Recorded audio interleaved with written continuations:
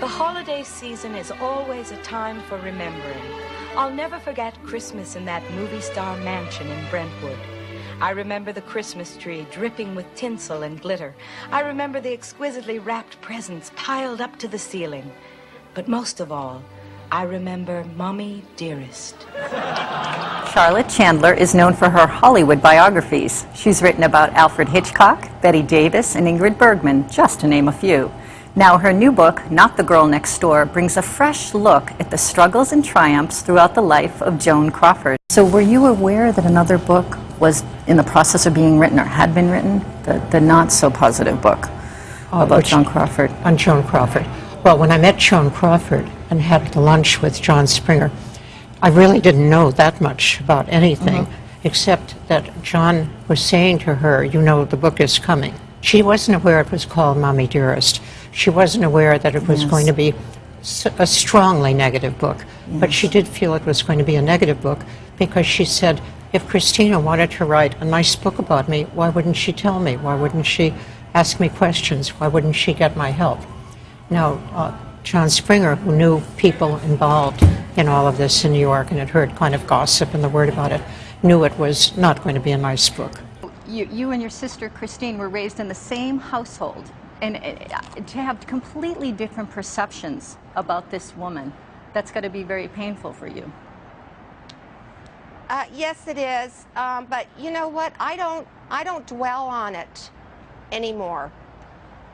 I don't think about it. I think about my life with her and what she had done for me growing up.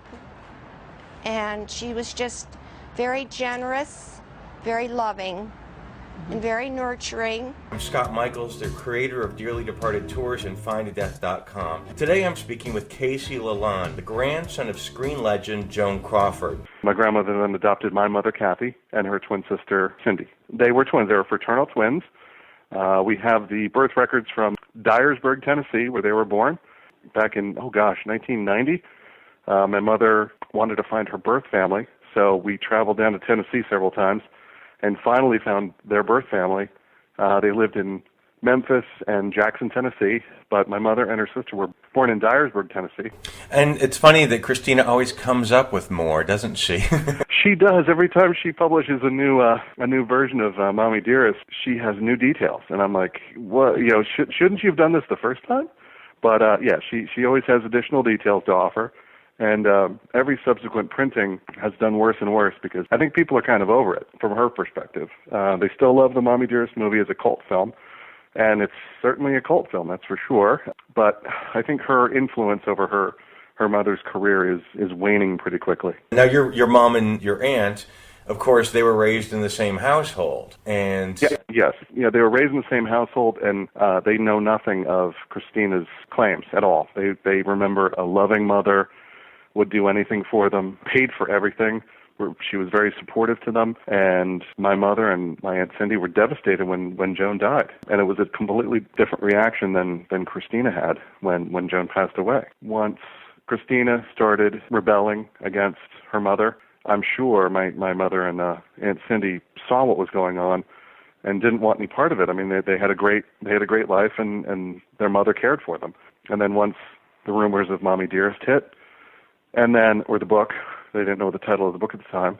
And then once my grandmother died, the will was read famously, of course, leaving Christine and Christopher out of the will for reasons well known to them.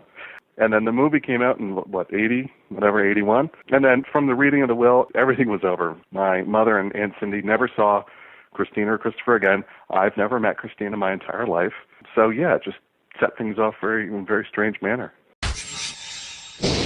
No wire hangers! What's wire hangers doing in this closet when I told you no wire hangers ever?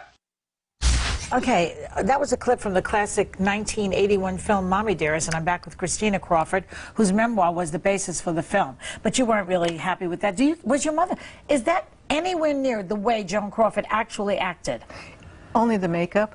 And the wire hangers? That was true, but not like it was portrayed. By the way, I did not write that movie. I know. And I didn't participate in any part of it. So, and I also don't get any royalties from it. So there's really no reason for you me to talk about it. Absolutely not.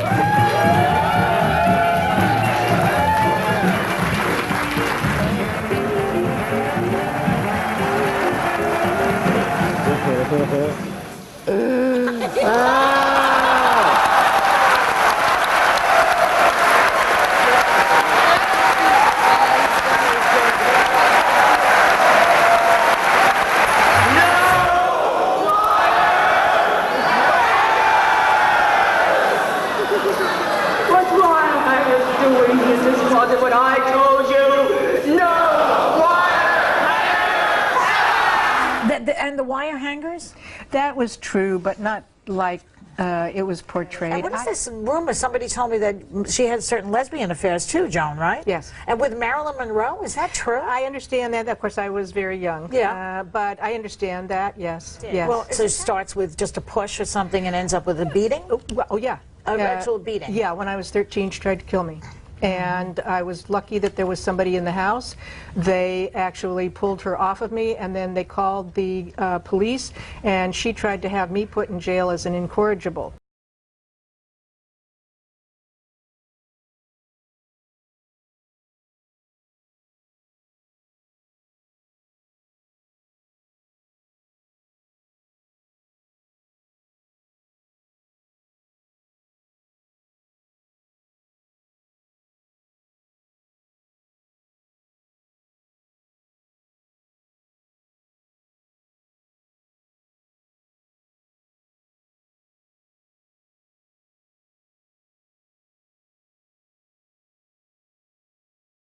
Well, some people deserve justice, and they don't get it.